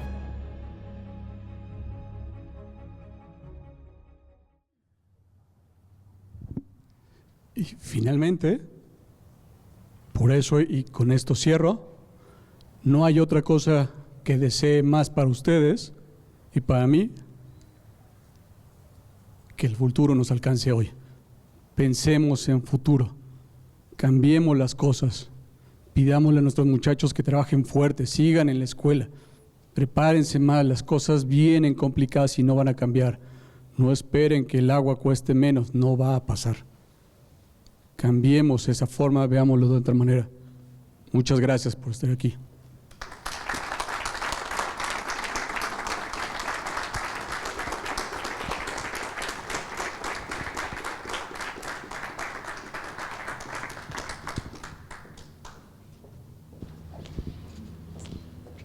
Invitamos a aquellas personas que quieran hacer preguntas, comentarios. Ahora es el momento. Sí, ahora pasan los chicos con los micrófonos. Preguntas fáciles, por favor.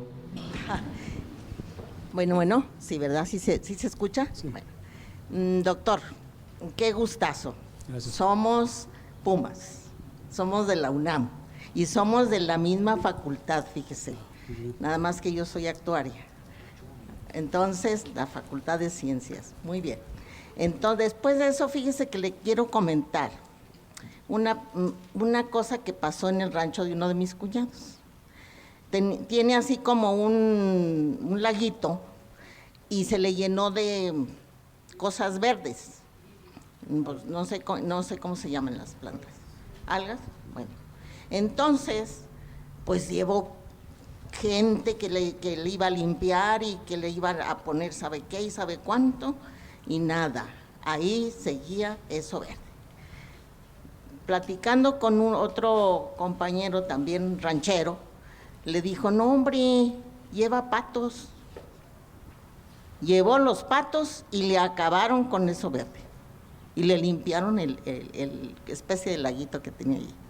Entonces, ahorita con este video que nos enseñó de que podemos generar esa biodiversidad, me gustó mucho. Muchas gracias, doctor. Gracias. Pues actualmente de eso se trata, es decir, no es un asunto de regresar al pasado, no, es de traer las mejores prácticas del pasado, incorporándolas a las tecnologías nuevas y a las necesidades. Como bien lo menciona, hay muchas granjas que están funcionando así. China y en otros lugares, desconozco si en México está ocurriendo, en estas grandes extensiones de producción de arroz.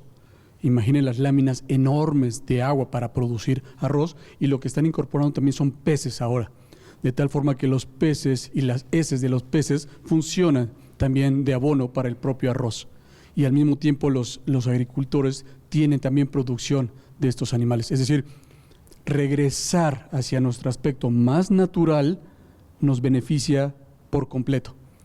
El ir y caminar hacia sociedades absolutamente urbanas nos está poniendo en total crisis. Necesitamos incorporar la biodiversidad desde nuestra casa en todo momento y en las sociedades, principalmente a nivel de políticas públicas. No es posible que Aguascalientes tengamos todavía falta de espacios verdes, por debajo de las áreas, por debajo de la mitad de lo que la ONU señala como necesaria por habitante. Y no hemos cambiado. Necesitamos modificar esas cosas.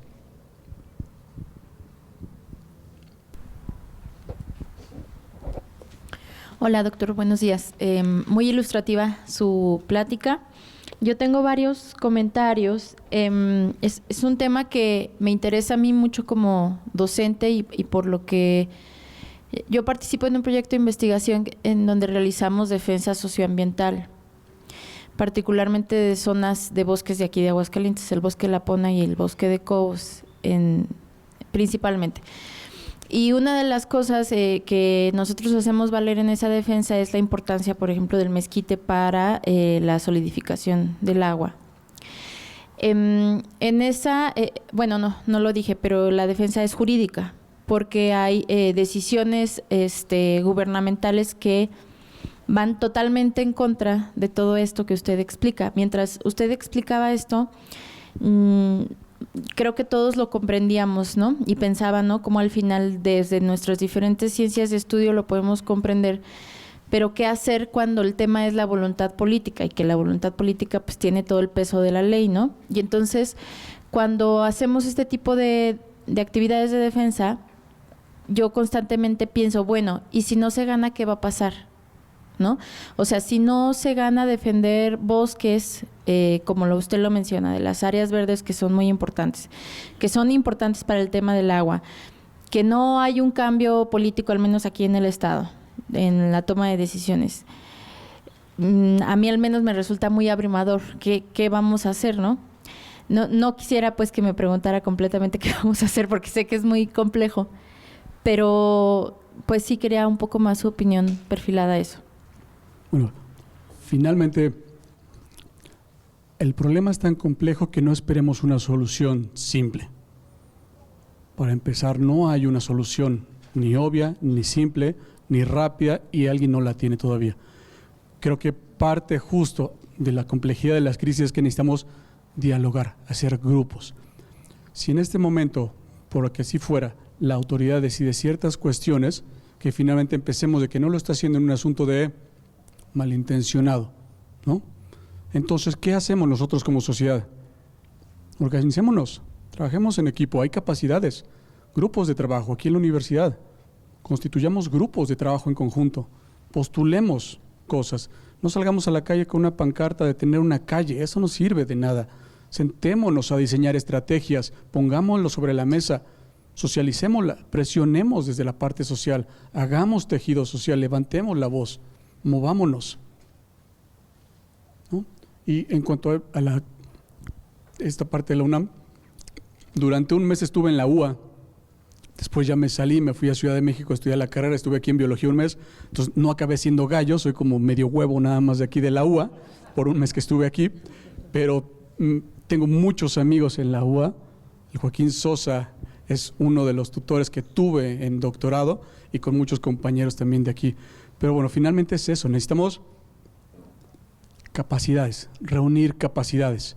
Y ya va más allá de querer o no. O nos movemos o las trayectorias van a ser que nos movamos a fuerza con un mucho mayor costo y quizá no libremos ya también las cosas.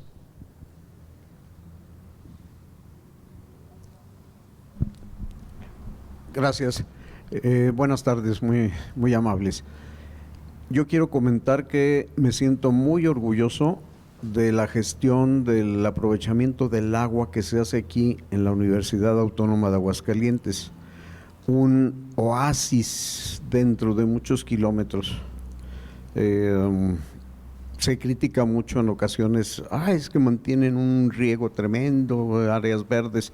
Pues es la única manera de que sobrevivamos, que regresemos a lo verde que teníamos y no de que el arbolito túmbamelo porque me estorba, me hace basura, etcétera. De otra manera, como usted dice y acá en la exposición se mencionaba también, generar las condiciones para que se reactive, para que se reordene lo que ya perdimos. Gracias por su exposición. Y eso es cierto, la universidad es una belleza, ¿no?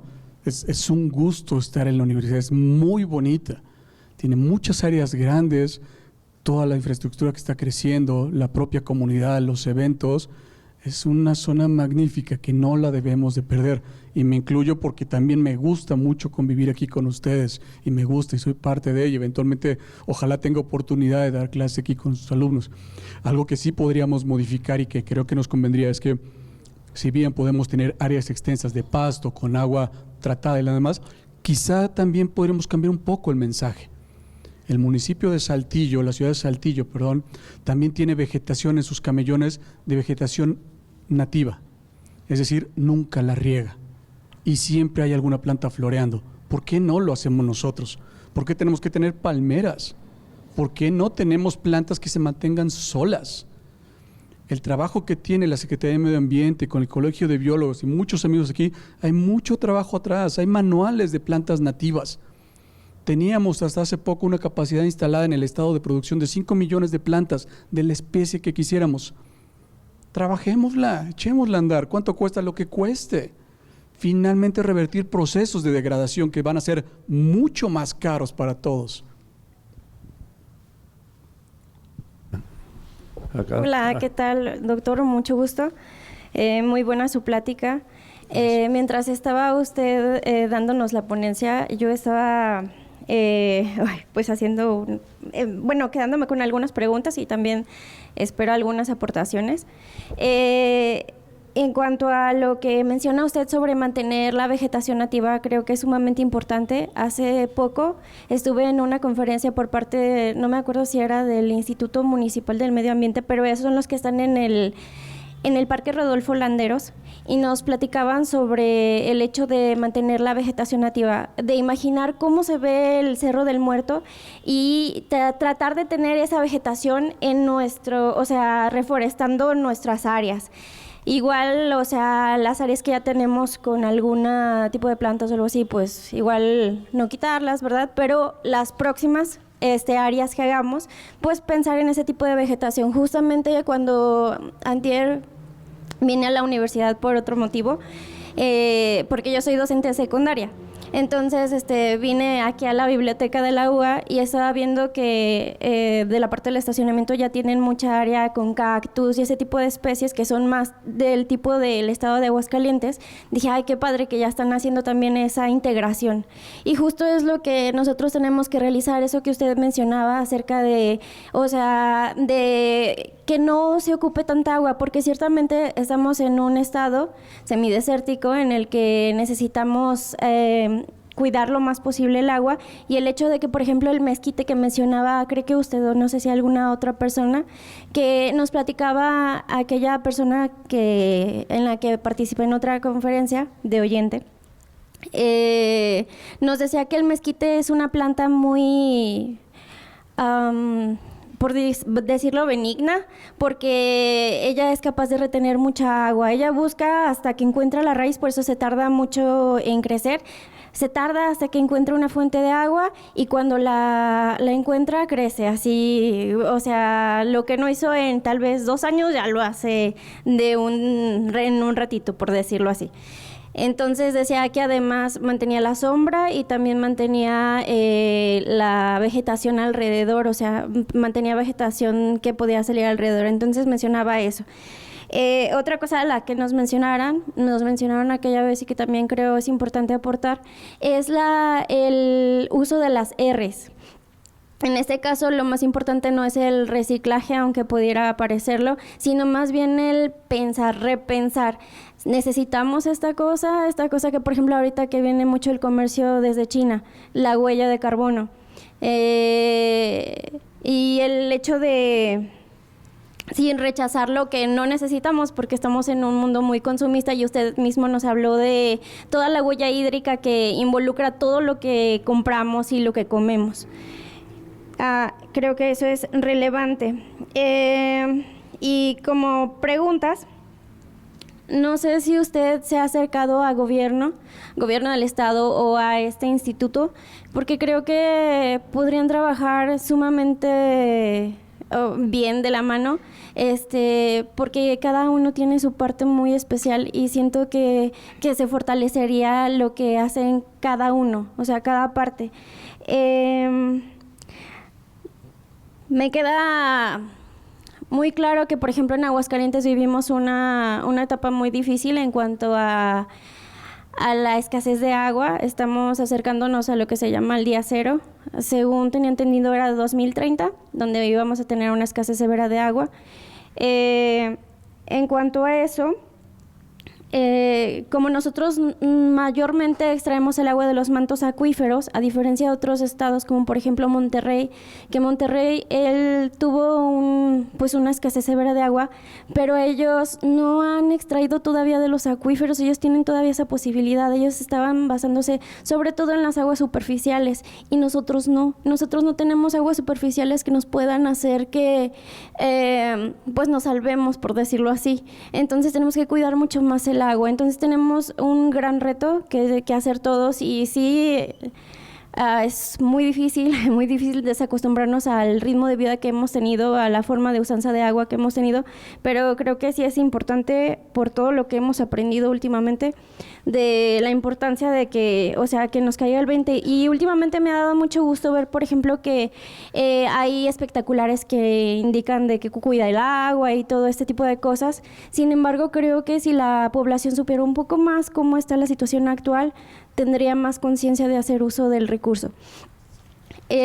También el hecho de que usted comentaba que mientras más necesitábamos pagar más para tener seguridad, a mí lo que me consterna es que a nosotros no nos cobran el uso del agua, sino más bien nos cobran el tener los tubos que nos hagan llevar el agua, la electricidad que hace que nos haga llegar el agua. Y pues sí, o sea, es algo que no se le está poniendo la atención que necesita. O sea, sí ya está empezando y eso me da mucho gusto, pero siento que falta mucho. El hecho de que, por ejemplo, aquí en Aguascalientes no sé a cuánta profundidad estamos extrayendo el agua, me parece que 400 metros o algo así, ya estamos extrayendo metales pesados y no se está potabilizando esa agua, simplemente la están juntando de varios lados para que nos quede repartidos los metales pesados que a cada quien nos tocan. Sí, sumamente, son muchas cosas y creo que sí falta mayor difusión y lo felicito por todo lo que está haciendo y pues sería sumamente bueno que se acercara al gobierno, no sé si lo haya hecho, pero o sea, que lo que usted está haciendo, que es bastante bueno, deberíamos aquí haber muchísimas personas, muchos más de los que vemos aquí. Entonces yo le animo a que siga haciendo lo que está haciendo y no sé qué consejos nos pueda dar para, pues, o sea, porque ahorita no se abrió el panorama, pero qué es lo que usted nos puede aconsejar para, pues, ir haciendo cada uno. Muchas gracias. Gracias. Pues de entrada eso, o sea, sigan presentes, participen, asisten a los foros, asistan, exijan más foros. Como esto es Aguascalientes, todos nos conocemos. Ya he estado en gobierno del estado, soy compadre de algunos de ellos, ya nos conocemos con muchos de ellos, ya somos parte de estas cosas. Uno de sus investigadores, quizá de los más queridos, o no, depende de sus alumnos, doctor Vicente Díaz, estuvo al cargo de la CONAFOR, y precisamente la política del estado, mientras él estuvo al frente aquí en el estado, fue la regeneración de suelos.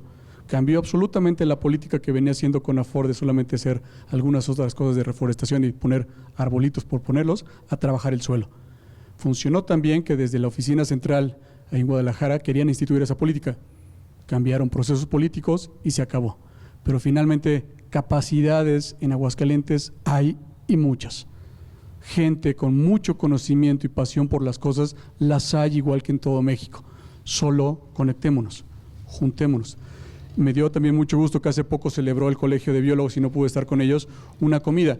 Y muchos chicos jóvenes se integraron. Hace falta renovar los grupos. Yo por ahí pertenezco a otro grupo que se llama Aguascalientes Gran Visión y también hace falta renovar. Necesitamos chicos jóvenes, necesitamos que nos orienten con otra visión, con otra forma de hacer las cosas. Necesitamos innovar a partir de conocimiento y voluntad.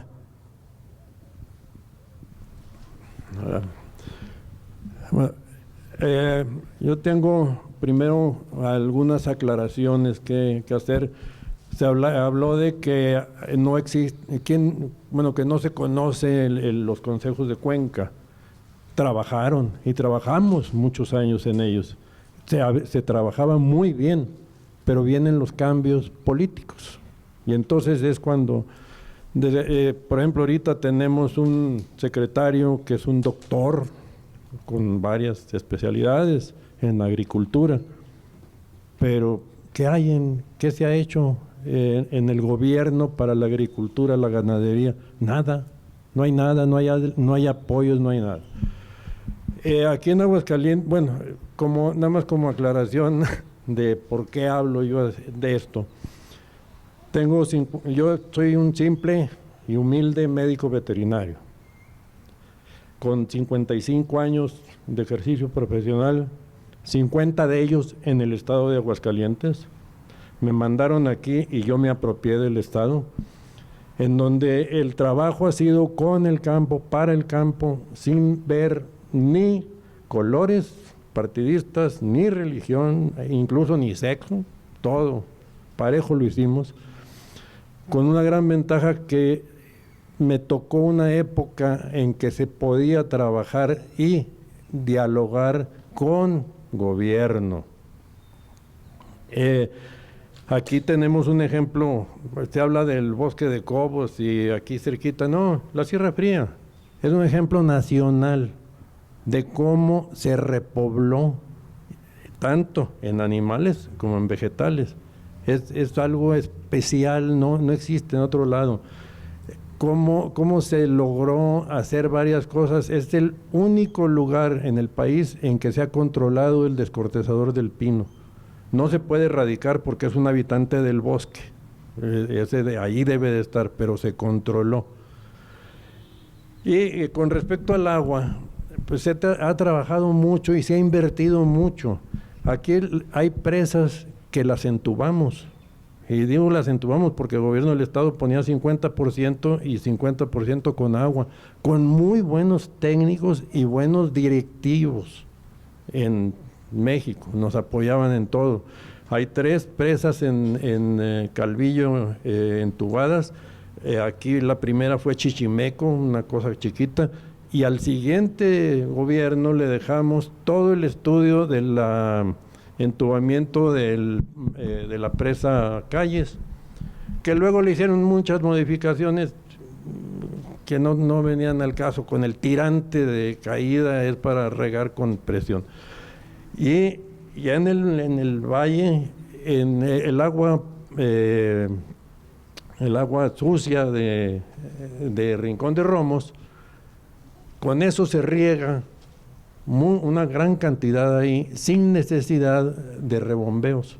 Simplemente la suben a un tanque y de ahí baja. O sea, hay mucho trabajo que se ha hecho. Pero volvemos a lo mismo, cambia de gobierno y se acaba. Nada más como último del agua, se habla mucho, se extrae tanta agua y se extrae tanta agua. ¿Quién sabe cuánta se saca? ¿Cómo se sabe? Pues les dejamos nosotros, en la administración que me tocó estatal, estar al frente de la Comisión de Desarrollo Agropecuario, de los 1,200 pozos legales del campo, les dejamos en 1,100 y tantos macromedidores con lectura remota, en donde se sabía todos los días a cualquier hora cuánto estaba sacando cada quien, gratuito, en combinación con la Comisión Nacional del Agua. ¿Quién sabe ahora cuánto se saca? ¿Dónde están los medidores? ¿Existirán? ¿Existirá el equipo? O sea, como decía yo me siento muy contento de lo que hice, pero me siento muy triste de lo que veo que pasa. Y nada más para terminar, porque no quiero yo abusar, es que tuvimos la suerte de contactar a un científico ruso, el doctor Lev, el apellido no lo digo porque no lo sé, son tantas letras raras que, ¿cómo será? Él lo trajo el ingeniero Eberto Castillo, otro gran científico mexicano que tenía ideas que no me gustaban, pero bueno, en lo político. Este señor es un doctor especialista en cosas espaciales, todas las atmósferas y bueno, por ahí tengo su currículum. Él hizo una técnica en Rusia para bajar la contaminación atmosférica de Moscú, pero vio que había otras cosas que pasaban, entonces se estuvo usando para atraer humedad, no para hacer llover. Y aquí en México nos pusimos de acuerdo, había una organización de secretarios estatales, la AMSA, que trabajábamos muy bien. Entonces nos juntamos varios estados, se pusieron antenas que tienen un radio de 200 kilómetros para cubrir de costa a costa, para que cuando viniera aire marítimo de un lado o de otro trajera humedad. La ionización de la ionosfera lo que hace es que enfría y lo frío baja, y si hay una antena junto al mar, ¿con qué se rellena? Con aire marítimo húmedo. Entonces, aquí funcionaron las antenas desde Sinaloa hasta Tamaulipas, pasando por Aguascalientes, aunque Zacatecas mejor trajo un chamán aquí al llano, bueno, adelantito el llano a Pinos. Tuvimos 2000, 2001, 2003, bueno, de 2000 a 2004, el récord de producción más alto agrícola, de precipitación, no como ahora que son lluvias puntuales en un lugar, sino extendidas. ¿Qué pasó? Cambió el gobierno, no nada más en Aguascalientes, en todos los estados. No, eso no sirve, eso no. Les vendieron cuentitas, como no veían nada. Yo les decía, bueno, ustedes traen celular, no ven cómo les llega, no hay alambre, y creen. ¿Por qué no creen en la ionización? Incluso el doctor Lev, que por cierto está con un infarto en Rusia, porque no he perdido afortunadamente el contacto con él, él me decía, ¿por qué tú sí me entiendes si eres veterinario? Y en cambio los doctores de CONACYT en México, ¿cómo se llama? El Meteorológico Nacional, no está comprobado científicamente. Pues como les dije yo en una reunión en el CONACYT, pues les faltará lo que quieran de datos, pero en mi estado ha llovido y se produce y está saliendo la gente a ganar más dinero con lo que cosechan. Entonces, de aquí se fue a Israel, y en Israel llenó todos los depósitos del Alto Golán. ¿Y por qué están de pleito en Israel? Por el agua. Ahí realmente el problema es el agua. Pero bueno, ya me estoy yendo por otro lado, perdón. Más bien, al revés, muchas gracias por asistir, por regalarme de su tiempo. Totalmente de acuerdo con usted. No podemos tirar a la basura cosas probadas, cosas que se invirtió tanta energía y esfuerzo. ¿Qué podríamos hacer? Quizá un poco como el esquema de la Feria de San Marcos. Hasta que somos los hidrocálidos los que nos apropiamos de eso, las cosas no se pueden cambiar así como sí. Entonces necesitamos apropiarnos de estos procesos. Y la única solución son grupos sociales organizados, universidades, colectivos, donde el conocimiento se blinde, donde se tengan estrategias claras y se abran a la población.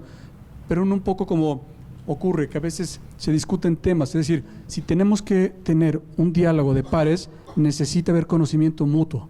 Necesitamos informar a la gente para que tenga capacidad también de criticar, de proponer, no solo llegar a escuchar. Necesitamos más grupos y más espacios como este.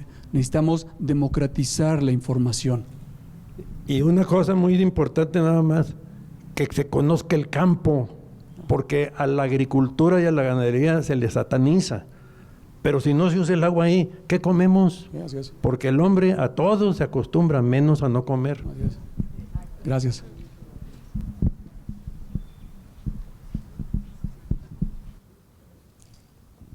Gracias. Colega, qué gusto escuchar tu plática muy interesante. Muchísimas gracias. Hay muchas dimensiones en este tema y incluso la niña en un momento me dijo, tengo miedo por lo catastrófico de la situación. Pero bueno, yo quiero hacerte un comentario de tantas dimensiones en una en particular y aprovechando que estamos en la universidad. Yo soy biólogo egresado de esta universidad. Y en tu plática hablaste de integración de la biodiversidad al sector productivo, de soluciones basadas en la naturaleza, etcétera, etcétera. En este evento del Colegio de Biólogos, a cuya comida asististe y yo no, a mí me tocó participar con una ponencia que se llamó Integración de la biodiversidad en el sector productivo. Y lo que quiero comentar es que como biólogos, como egresados o como nuestra formación, nos vamos aislando hacia una dimensión meramente ambiental, conservacionista, como a su vez lo hacen los agrónomos y los veterinarios. Y nunca dialogamos, no nos conocemos, hasta gordos yo creo nos caemos. Pero cuando hay que salir a trabajar a los sectores, cuando hay que trabajar, que yo me he desempeñado en el sector público, yo quisiera saber si en el sector agropecuario, ¿cuántos biólogos han trabajado en las últimas 30 décadas? Ahí en CEDRAE o como se llame, no los hay. 3 décadas. Pero a su vez los biólogos nunca hemos tenido esa disposición y esa intención de irnos a sentar a la mesa agropecuaria, a la mesa ganadera, a platicar, a dialogar, a hablar de estos temas. Entonces, el comentario es que desde la universidad necesitamos hacer que los estudiantes en formación empiecen a tener esta apertura de diálogo, de intercambio de ideas, para que cuando lleguen a los puestos, a las tomas de decisiones, a la creación de políticas públicas, tengan ya esta dimensión. Y yo creo que esto es fundamental en que este futuro nos alcance hoy, como es tu mensaje en tu plática. Gracias, Héctor. Y tienes toda la razón. Yo me siento contento, soy también el primer biólogo en el CIDE dando clases. Entonces estoy en una licenciatura ahorita de políticas públicas y precisamente desde mi expertise de la parte ambiental, mi materia es gestión del territorio y políticas públicas. Precisamente, y como menciona Héctor, a veces estas formaciones quizás es momento de, más allá de pensar cambiar los planes de estudio, sí más bien generar grupos de trabajo multidisciplinarios, trabajar con otras ideas, trabajar y meterle mano a estos problemas grandes, enormes, con diferentes disciplinas. Estoy totalmente de acuerdo que desde la licenciatura debamos de meternos en estos grupos. De lo contrario, se caen en estos. Yo me he topado hoy día que los especialistas en materia de agua no son del sector ambiental, ni siquiera son de la parte de ingenierías. El mundo académico en el tema del agua son sociólogos y están encabezando este tema. Y ha sido más fácil dialogar con economistas, sociólogos e involucrarlos en la parte ambiental que hacer que la parte de ciencias duras vayan a la política y a la economía. Es más fácil darle razones a los sociólogos y a los economistas de que deben de integrar forzosamente la parte ambiental que la parte ambiental integre política pública y economía. Es decir, todavía estamos en este divorcio, pero ya no hay tiempo. La crisis está creciendo. No nos espera. Bernie, por favor, ¿cómo estás, Bernie? Gracias por venir. No, ahorita te van a pasar el micrófono, me parece. Bernie es el presidente de la línea Equilibrio Ecológico de este grupo de la sociedad civil Aguascalientes Gran Visión. Aquellos de pronto que estuvieran interesados precisamente en formar parte en un grupo de sociedad civil organizada que de pronto nos reunimos, hacemos propuestas, precisamente esta parte, Bernie encabeza la parte ecológica. Bien, bueno, voy a buscar ser muy breve.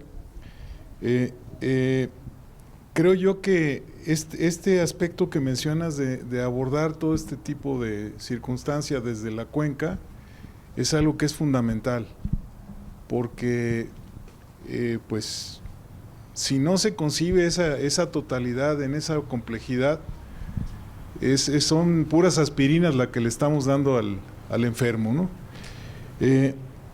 Y bueno, siendo consecuente con eso, me llamó muchísimo la atención ese concepto que mencionaste de los territorios. Yo creo que ahí hay una parte interesante, porque cuando tomamos en cuenta la cuenca hidrográfica, los actores sociales y la prospectiva, y entonces caigo yo en el tema de que dijiste, los territorios son espacios de poder que determinado grupo ejerce.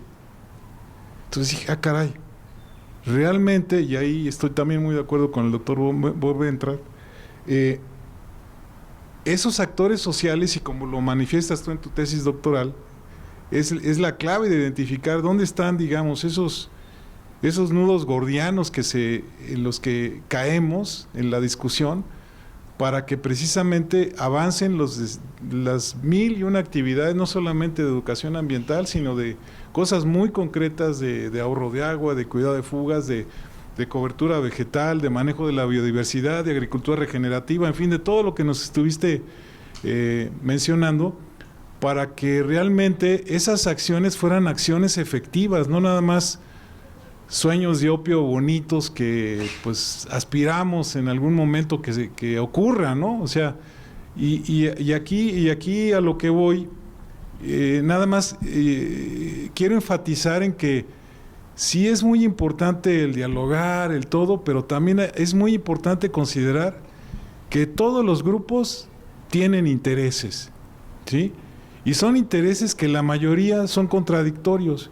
Y en ese sentido, hay un tema que es muy importante abordar, que es el juego de los adversarios accidentales también. ¿Por qué? Porque a veces estamos todos pensando en que hay que cuidar el agua, hay que cuidar el bosque, hay que cuidar la Sierra Fría, etcétera, Sierra del Laurel, en fin. Pero nuestros intereses o son contradictorios y abiertamente hay una lucha de poder, o bien no nos damos cuenta que hay adversarios accidentales que, queriendo buscar el mismo objetivo, nos estamos tirando patadas por abajo de la mesa, ¿sí? Entonces, yo nada más quisiera pues, mencionar esto para que tampoco quede como en un ambiente como que muy ilusorio de que, pues sí, vamos a cuidar el agua, ¿no? O sea, sí es cierto, o sea, es algo muy urgente, es de elevadísima importancia, pero hay que pensar en ser muy, muy objetivos, muy realistas y tomar en cuenta, insisto, esto de los intereses, ¿no? O sea, ¿por qué? Porque pues normalmente hay intereses políticos y hay intereses de los adversarios que no sabemos que son nuestros enemigos, no debiendo serlos, ¿no? Entonces, ese sería mi comentario y bueno, agradecerte tu magnífica conferencia. Muchas gracias, Bernie. Y de lo que mencionas, pues finalmente contamos con esas herramientas. La planificación estratégica, eso es. La gestión del territorio, eso es. Bienvenido todos los intereses, finalmente están ahí. Lo que nos une es que estamos vivos, queremos seguir vivos y queremos de todas maneras producir algo. Creo que tenemos más en común de que lo que choca. Y si lo vemos otra vez levantando la cabeza a través de herramientas de gestión del territorio, con políticas públicas diseñadas en esa línea, son los caminos que ya conocemos. Pueden haber otros. ¿Cuáles son? Platiquemos, dialoguemos, innovemos. Traigamos a los chicos jóvenes con propuestas diferentes. No hagamos lo mismo esperando cosas diferentes. No va a pasar.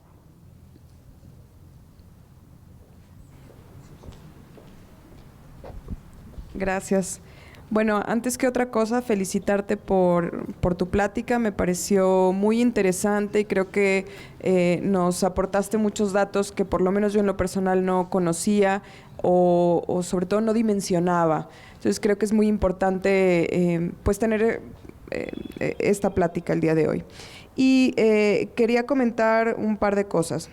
La primera, en relación con lo que comentaba el señor acerca de la universidad y de los jardines universitarios, y Arturo no me dejará mentir, es reconocer la visión que tuvo el primer rector, don Humberto Martínez de León, quien antes de crear la universidad pensó en un sistema y en un mecanismo autosustentable para la universidad. La propia universidad genera o tiene mecanismos de reciclaje para poder sostener estos jardines, lo cual me parece muy importante y que viene a mi segundo comentario, y es cómo podemos, bueno, hay fotografías incluso de la universidad, ¿no? Como un terreno baldío y, bueno, pero ¿cómo podemos al día de hoy adelantarnos a lo que va a ser el mañana? Esta universidad se fundó hace muchos años, y en ese momento histórico ya tenían pensado lo que podría ser hoy. Entonces, como bien dice en tu comentario, que el futuro nos alcance, ¿qué es lo que podemos pensar el día de hoy para los años que vienen más adelante? Y pensaba mucho, tengo mucho interés en los temas de género y de equidad de género, y pensaba en la transversalidad de este tema, ¿no? Los ejes de género que tiene que tocar transversalmente todo el quehacer público, y creo que el medio ambiente es un tema que debería de tomarse de la misma forma, de manera transversal y tocante a todos los ejes de la sociedad. Y aterrizando una pregunta más concreta, en cuanto a la agricultura regenerativa y estos mecanismos que podemos hacer como ciudadanos, en caso de personas que tienen pequeñas propiedades o que podemos tener acceso a plantar un árbol, a cosas muy sencillas, ¿cómo podemos regenerar estos suelos? Por ejemplo, pensando en Sierra Fría o pensando en pequeños agricultores que tienen espacios no muy grandes de tierra y que a fin de cuentas la realidad climática también se los come, ¿no? Veía muy bonito todo en el video y pensaba, bueno, ¿cómo se sostiene esa hierba en un clima como el de Aguascalientes, en el que pues es complicado? O pensaba en, si uno va en carretera por rancherías, pues en época de secas ves a los animales flacos porque no hay que comer. Entonces, ¿cómo se podría implementar la agricultura regenerativa o la regeneración de la tierra en las condiciones que tenemos en Aguascalientes hoy? La primera pregunta, de las herramientas con las que contamos ahorita, precisamente la prospectiva. Y la prospectiva es esta... Yo no fui. Ok. La prospectiva son estas herramientas metodológicas actuales que además no hay por qué pelearse, ¿no? Este ego también académico nos ha venido a perjudicar. La prospectiva sale de la parte comercial, de la administración, de las empresas.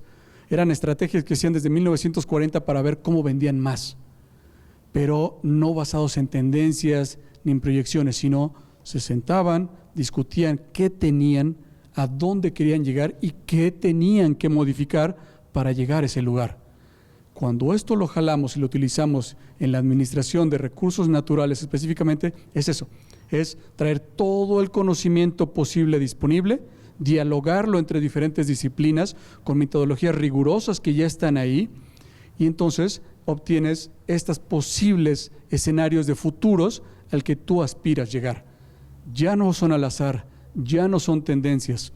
Para caminar a ese lugar hay que caminar por ciertos pasos y cumplir ciertos procesos, y quedan instituidos cómo vamos a llegar y cómo lo vamos a hacer.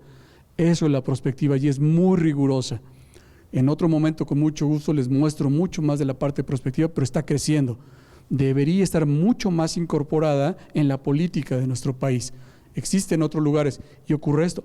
Se toman en cuenta posibles escenarios con ciertas tendencias y entonces, a partir de factores con los que ya contamos y conocemos, caminamos en esa trayectoria.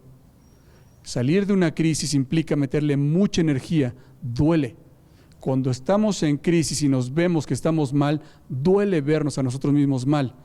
Queremos estar ahí y si queremos salir, necesitamos 3, 4, 5, 20 veces más energía, porque dejamos de hacer cosas y por eso nos pusieron en ese lugar. No esperemos salir fácil de la crisis, no va a pasar. Nos requiere y mucho esfuerzo, pero siempre hay que hacerlo, siempre hay que ir adelante, ¿no? Eso es lo que hay que trabajar. Respecto a lo de la parte regenerativa, yo diría que las respuestas ya están. Visiten la PONA, visiten el INIFAP. Hay trabajo de mucha gente, de mucho tiempo, que sabe qué hay que hacer en el campo, que conoce de nuestra biodiversidad. Incluso esto de los pastos. Tenemos un pasto, la mulembergia. Siempre está creciendo, está por todos lados. Es decir, dejemos que la biodiversidad hable sola. Las plantas no necesitan mantenerse. Si ponemos las especies que se adaptaron por millones de años a estos entornos, dejémoslas en paz y se encargan. Podemos ayudarlas con diferentes técnicas que se conocen y las manejamos. Solo hay que preguntar en la PONA, aquí en su centro de agroecología, ya las conocemos, ya se sabe. La posta, tiene razón, es que Héctor me distrajo, es culpa de Héctor. Entonces, es preguntarle a los que ya saben, ¿no? Son muy experimentados en esta parte. Y es eso, cuando no sabemos algo, precisamente es, busquemos quien sí sabe. Más ahora que el mundo está interconectado, es muy fácil levantar o picar algo y hablar con alguien en Israel, el país más avanzado en la producción agrícola del planeta, produciendo con nada de agua. Pues vayamos y preguntemos, hagamos intercambio con esos chicos. Tenemos exceso de agua, pues vayamos a Holanda y preguntemos a los especialistas de vivir con exceso de agua. Está a un celular de conectarnos.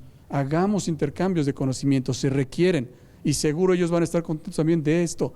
No hay más gozo que servir a todos, que lo que tú aprendes se pueda aplicar, que beneficie y haga que alguien viva mejor por lo que tú sabes. Pasar ya a la última pregunta. Sé que quedaron algunas, pero bueno, al final pueden acercarse con nuestro ponente a preguntarle, por favor. Qué bueno que es la última pregunta, porque creo que es un tema que me ayuda a llevar a una conclusión. ¿Cómo integrarías conceptos que creo que fueron centrales en la exposición y que son la complejidad, la multi o transdisciplinaridad y también el concepto de gobernanza para una conclusión. Dije que preguntas simples. La verdad es que no tengo una respuesta como tal, pero esa es la actualidad. Ese es el mundo actualmente. No hay nada que no sea complejo, que no esté vinculado a todo. ¿Cómo lo abordas?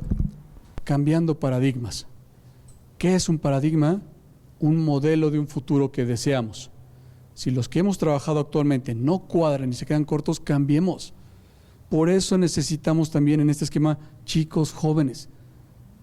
De pronto estamos ahorita como muy resistentes a la inteligencia artificial. Pues llegó para quedarse y más. Entonces, utilicémosla como herramientas. Que los chicos que las están dominando nos lleven a otros paradigmas, que nos muestren otros caminos, que no muera la pasión por hacer cosas diferentes. No tengamos miedo, necesitamos jóvenes en esto, porque además es el planeta que a ellos les toca y de ellos también dependerá. Y no tengo una respuesta así simple que dar. Gracias.